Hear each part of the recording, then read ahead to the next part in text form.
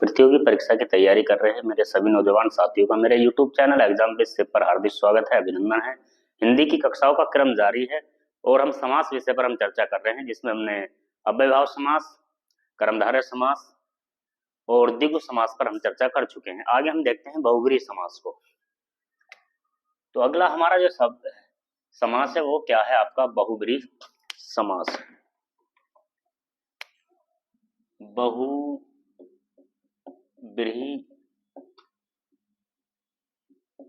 समास पर हम बात कर रहे हैं। तो देखिए इसमें क्या होता है, इसमें दोनों में से कोई भी पद प्रधान नहीं होता है और दोनों पद मिलकर के किसी विशेष अर्थ की तरफ क्या है, संकेत करते हैं। तो परिभाषा लिख सकते हैं, इस समास में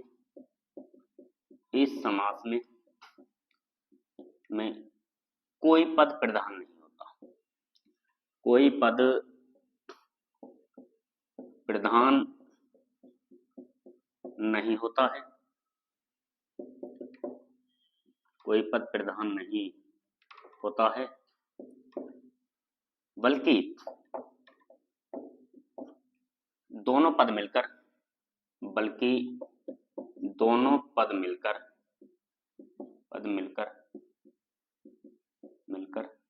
किसी विशेष अर्थ को प्रकट करते हैं, किसी विशेष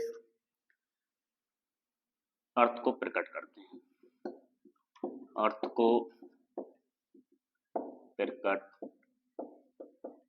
करते हैं। दोनों पद मिलकर किसी विशेष अर्थ को प्रकट करते हैं। देखिए अगर आप इसको याद रखना है तो आपको एक बात याद रखनी है कि सभी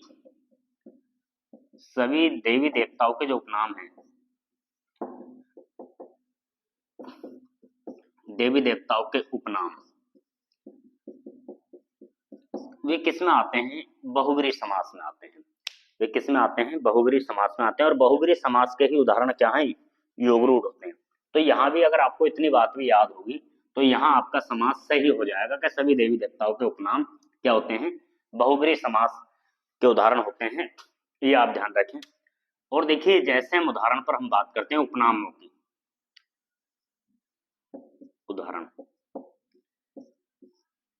उदाहरण है हमारा एतनु।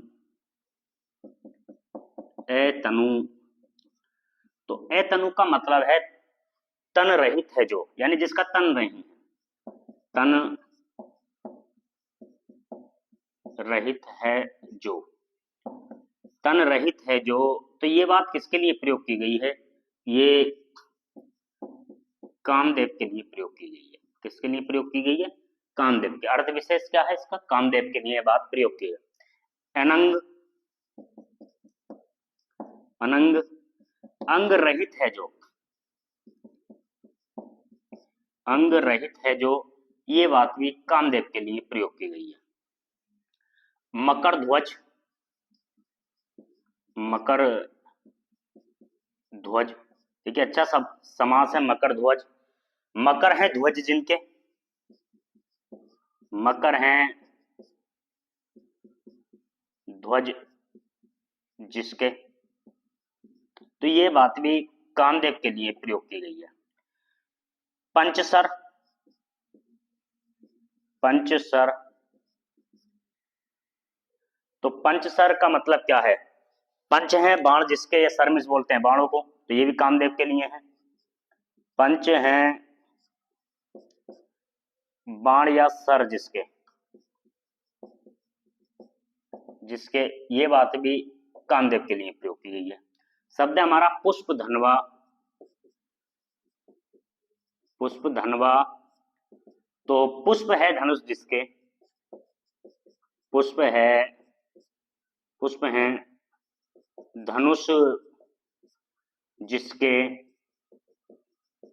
तो ये बात भी किसके लिए प्रयोग की गई है? कामदेव के लिए।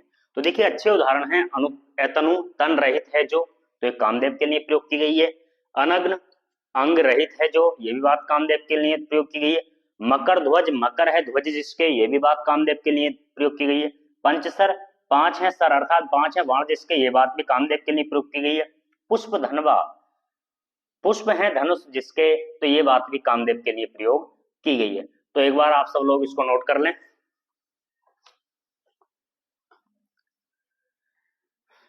आपने ये बात नोट कर ली होगी। और अन्य उदाहरण देखते हैं बहुब्रीहि समास के।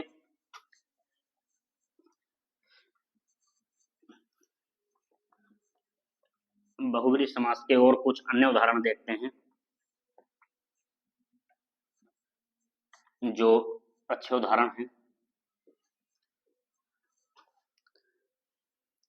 हमने अन्य उदाहरण पर और चर्चा लिखे। हमने लिखा गजानन।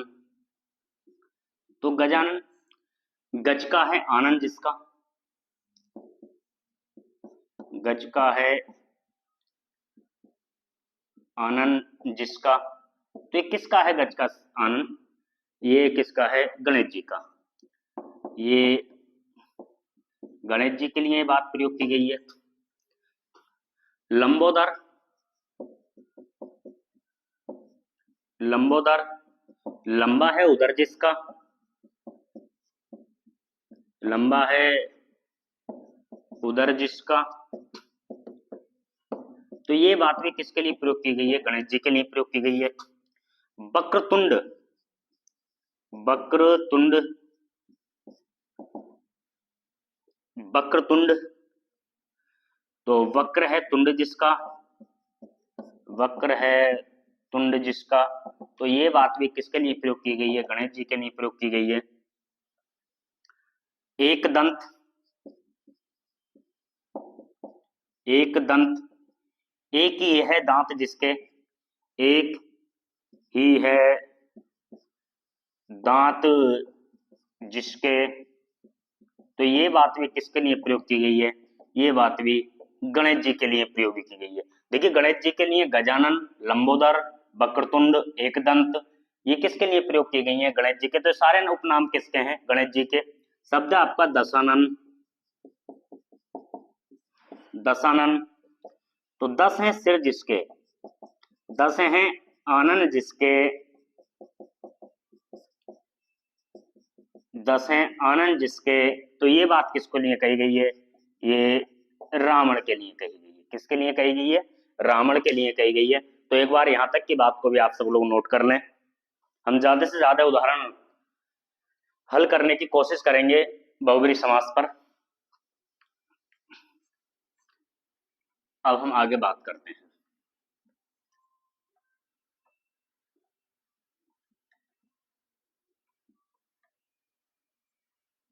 आगे हम बात करते हैं। हमने लिखा गोपाला। गोपाला, गायों को पालने वाले हैं जो। तो कौन पालते हैं गायों को? भगवान श्री कृष्ण ने पाला है। गायों को पालने वाले हैं जो। तो कौन है? वो भगवान श्री कृष्ण हैं। तो इस श्री कृष्ण को ही गोपाला कहा जाता है। शब्द है मुरारी, मुरारी यानी मुर नामक राक्षस के शत्रु हैं जो। मुर के शत्रु हैं जो। तो ये बात भी किसके लिए कही गई है? भगवान श्री कृष्ण के लिए कही गई है। शब्द है गिरिधर, गिरिधर। तो गिरि पर्वत को धारण करने वाले, गिरि बोलते हैं पर्वत को, गिरि या पर्वत को धारण करने वाले,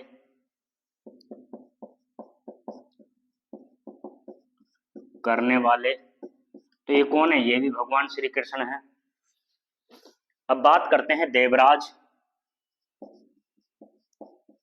देवराज देवताओं के राजा हैं जो, देवताओं के राजा हैं जो। तो ये बात किसके लिए कही गई है? ये बात इंद्र के लिए कही गई है। किसके लिए कही गई है? इंद्र के लिए। अब बात आती है चक्रधर। चक्रधर, चक्र को धारण करने वाले, धारण करने वाले। तो ये कौन है? इंद्र के लिए। अब सहस्त्राक्ष, सहस्राक्ष। तो सहस्राक्ष का मतलब क्या है? सहस्र है अक्षी जिसकी, सहस्र है अक्षी जिसकी जिसकी तो ये किसको? ये भी इंद्र को कहा गया है। सहस्राक्ष जिनकी क्या है? हजारों आंखें हैं। तो हजारों आंखें नहीं होती है, ये उपाधियां दी गई हैं क्योंकि उनकी दृष्टि क्या है? एक आंख की दृष्टि इतनी है कि 1000 आंखों के बराबर है, तो इसलिए क्या है? उनको ये उपाधियां दी गई हैं। तो देखिए, गोपाला भगवान श्री कृष्ण के लिए कहा है, मुरारी, गिरिधर, देवराज, चक्रधर, सहस्राक्षी, ये किसके लिए कहे गए हैं? ये तीनों ही किसके लिए कहे गए हैं? भगवान इंद्र के लिए कहे गए हैं। तो एक बार आप सब लोग इसको नोट कर लें।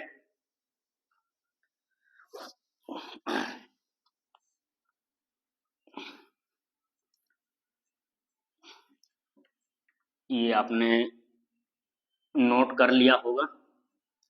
आगे और अन्य उदाहरणों पर हम चर्चा करते हैं बहुब्री के।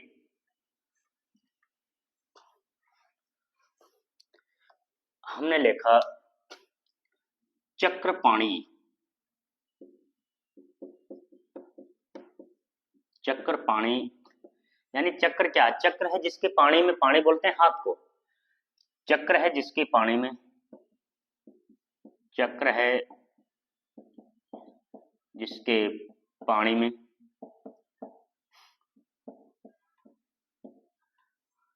चक्र है जिसके हाथ में, ये आप लिख लेंगे। तो ये भी किसको कहा गया है? इंद्र को कहा गया है। अब बात करते हैं बांग देवी। बांग देवी, बांग बोलते हैं वाणी, वाणी की है देवी जो, देवी जो, तो ये किसके लिए कहा गया है? ये सरस्वती के लिए कहा गया है। वीणा पाणी,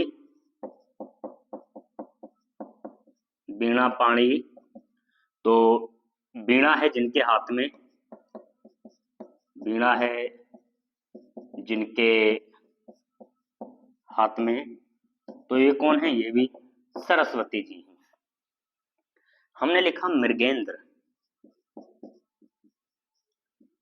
मृगेंद्र, मृगों का है राजा जो, मृगों का है राजा जो, तो ये सिंह के लिए प्रयोग किया गया है, शेर के लिए या सिंह के लिए शब्द प्रयोग किया गया है।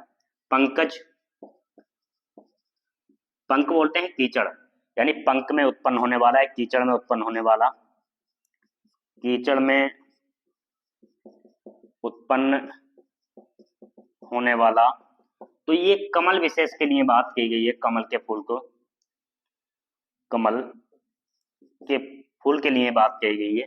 तो देखिए, चक्रपाणी, बांग देवी, वीणा पाणी, मृगेंद्र, पंकज, बहुत अच्छे उदाहरण हैं ये बहुब्री समास के। एक बार आप सब लोग इसको नोट कर लें।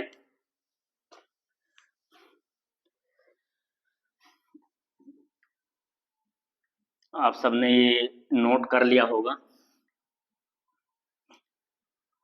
अब हम बात करते हैं त्रिलोचन।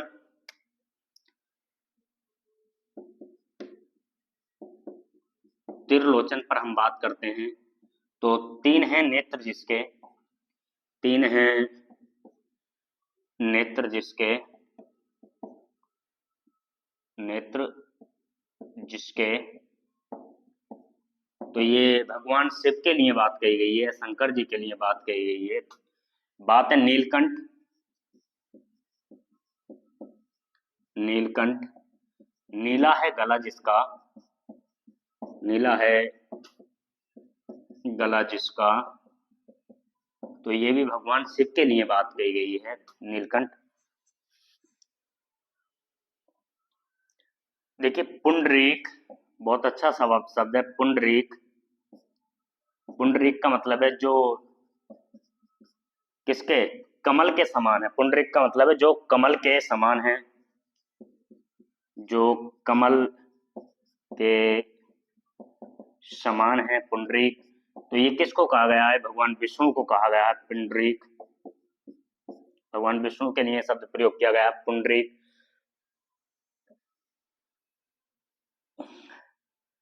अब बात करते हैं हम शाखा मृगी या शाखा मृग। तो क्या है शाखाओं पर घूमने वाला? तो शाखाओं पर घूमने वाला, शाखाओं पर घूमने वाला, तो ये किसके लिए कहा गया है? ये वानर विशेष के लिए बात कही गई है, वानर विशेष के लिए बात कही गई है।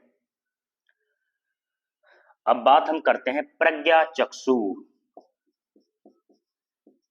प्रज्ञा चक्षु, तो प्रज्ञा चक्षु का मतलब है, प्रज्ञा बोलते हैं आत्मा और चक्षु आंखें, आत्मा की आंखों से देखने वाला, आंखों से देखने वाला। तो ये अंधा विशेष के लिए बात की गई है, अंधा विशेष के लिए ये बात कही गई है। तो एक बार आप, ये बहुत अच्छे उदाहरण हैं, शाखा मृगी, प्रज्ञा चक्षु, पुंडरीक, नीलकंठ, त्रिलोचन। एक बार आप सब लोग इसको नोट कर लें।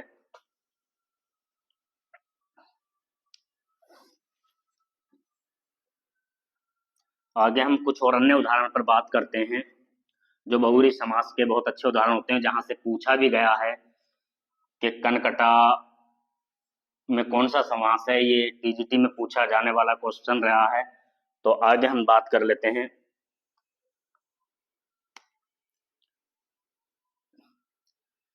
तो देखिए, ये कुछ बहुत विशेष उदाहरण हैं बहुव्रीहि के। जैसे ये है नकटा, तो इसका मतलब है नाक है कटी जिसकी, नाक है कटी जिसकी। तो ये किसके लिए आता है? ये बेशरम के लिए प्रयोग किया गया है, बेशरम के लिए बात प्रयोग किया गया है। अब बात आता है दो गला, दो गला। तो दो गला का मतलब क्या? गला तो एक है लेकिन दोहरी बात करने वाला। तो यानी दो हैं गले जिसके, अर्थात दोहरी बात करने वाला। दो हैं गले जिसके, अर्थात हम क्या कह सकते हैं, किसके लिए बात कह सकते हैं? दोहरी बात करने वाला, करने वाला प्रत्येक व्यक्ति नहीं होता है, ऐसे कुछ विशेष लोग होते हैं जो एक ही गले से दो प्रकार की बात करते हैं। बात है कनकटा, कान है कटा जिसका, कटा जिसका, कान है कटा जिसका। तो ये विशेषकर किसके लिए आता है? ये नाथ संप्रदाय के लिए बात कही गई है। नाथ संप्रदाय के लोग कान में हमेशा दुरिया पहनते हैं। बात है सिर फिरा, सिर फिरा। तो सिर फिरा का मतलब है सिर है फिरा हुआ जिसका, अर्थात सिनकी को लिए कहा गया। सिर है फिरा जिसका, अर्थात ये किसके लिए कहा गया है? जो सिनकी व्यक्ति होते हैं उसके लिए ये बात कही गई है। और देखिए, ये है आपका चतुर्मुख। चतुर्मुख शब्द है, तो चार है मुख जिसके, चार हैं मुख जिसके। तो ये भगवान ब्रह्मा के लिए बात कही गई है, भगवान ब्रह्मा के लिए बात कही गई है। बात है चतुर्भुज, चतुर्भुज, चार हैं भुजाएं जिसके, भुजाएं जिसकी। तो ये भगवान विष्णु के लिए ये बात कही गई है। तो ये एक बार आप सब लोग यहाँ तक की बात को भी नोट कर लें। बहुत सारे उदाहरण पर हमने चर्चा की है, किसके? बहुव्रीहि समास के। तो ये बात आप नोट कर लें। चलिए, ये आपने नोट कर ली होगी। आगे हम बात करते हैं कुछ और विशेष उदाहरण पर बहुव्रीहि के।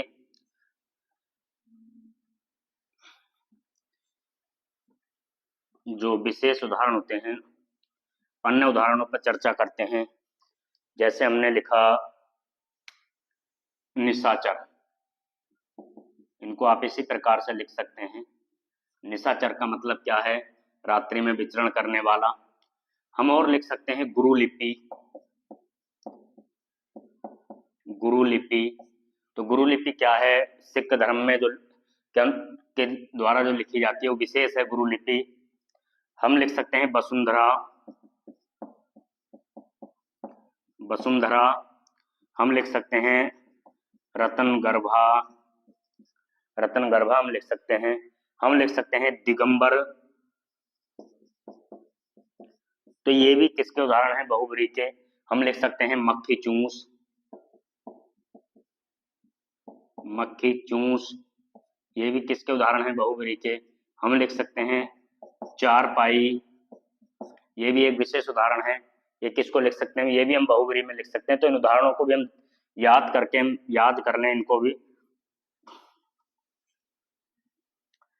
एक और उदाहरण है आशुतोष।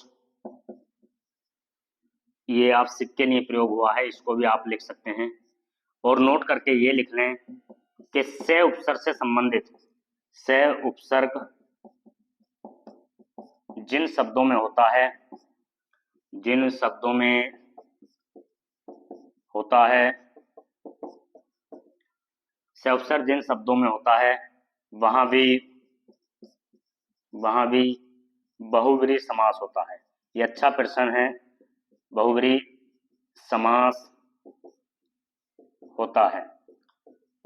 जैसे हमने लिखा, अगर हम उदाहरण के तौर पर हम बात करें तो जैसे हमने लिखा सपत्नीक,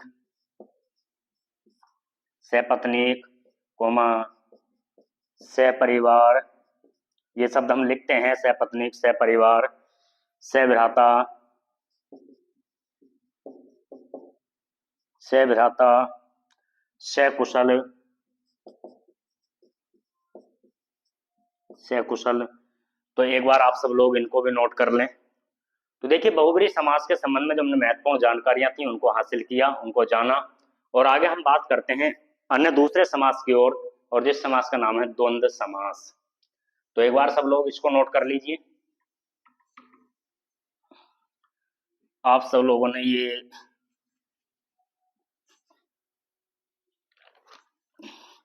उतार लिया होगा। आगे हम बात करते हैं अगले समास पर। तो देखिए बहुब्री समास के संबंध में आपको क्या जानकारी रखनी है? तो सभी देवी देवताओं के उपनाम और कोई विशेष बात और से उपसर्ग से बने जितने भी शब्द होते हैं वे भी क्या होते हैं? बहुब्री समास के उदाहरण होते हैं। तो देखिए अब हम बात करते हैं द्वंद्व समास पर। अगला जो समास है हमारा वो क्या है?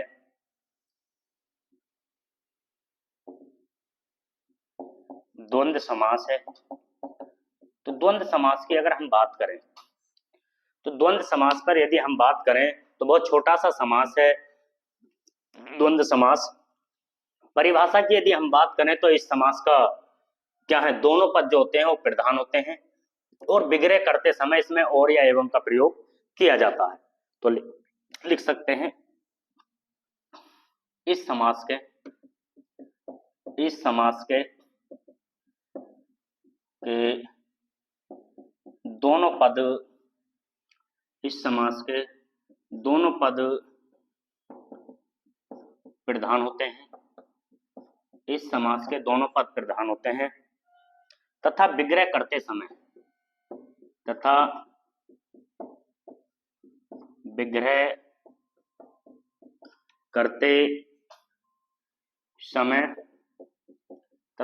करते समय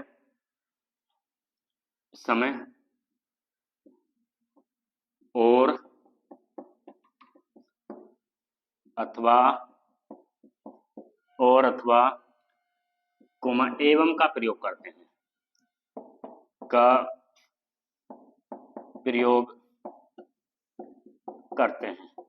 आप एक चीज से भी याद रख सकते हो, जहां दो पदों के मध्य योजक चिन्ह भी दिखाई दे तो वहां भी आपका क्या होता है? आपका वहां पर भी द्वंद्व समास ही होता है। यदि हम उदाहरण की बात करें,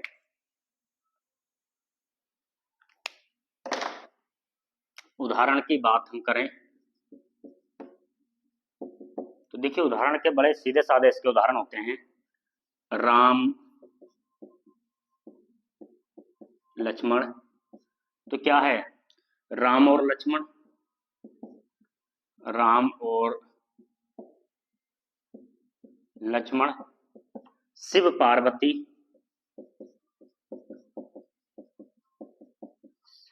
शिव पार्वती, तो लिख सकते हैं शिव और पार्वती,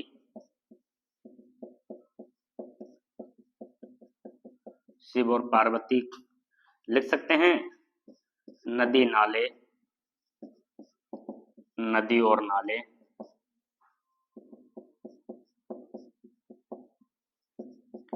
सुख दुख, तो क्या लिख सकते हैं सुख और दुख, सुख और दुख, गौरी शंकर, तो लिख सकते हैं गौरी और शंकर,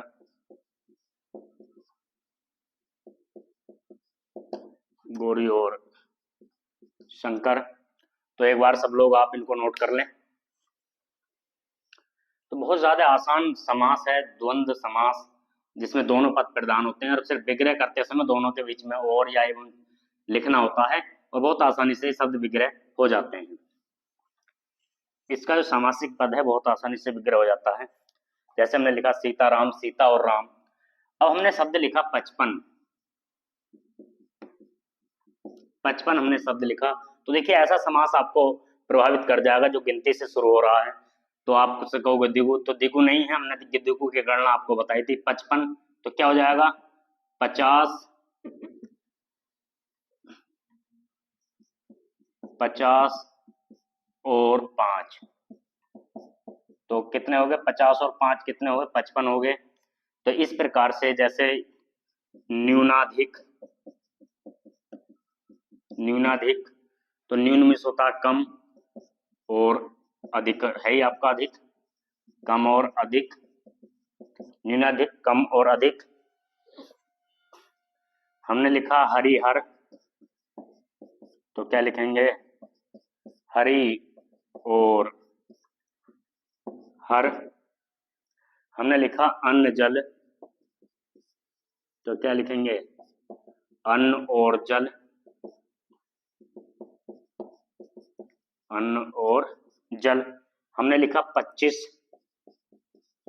25, तो 25 में क्या लिखेंगे 20 और 5 या 5 और 20, 20 और 5, तो आपका क्या हो गया 25 हो गया। तो देखिए इस प्रकार से आप क्या है जो आपका द्वंद्व समास है उसके उदाहरणों को याद रख सकते हैं। तो सबसे ज्यादा आसान समास है हमारा द्वंद्व समास, और द्वंद्व समास पर भी हमने कुछ उदाहरण देखे। तो आज हमने बहुब्रीहि समास और द्वंद्व समास को देखा। उम्मीद करते हैं ये कक्षा आपको अच्छी लगी हो। अगर अच्छी लगी तो अपने दोस्तों के साथ इसको शेयर करें, लाइक करें और सब्सक्राइब करें। धन्यवाद।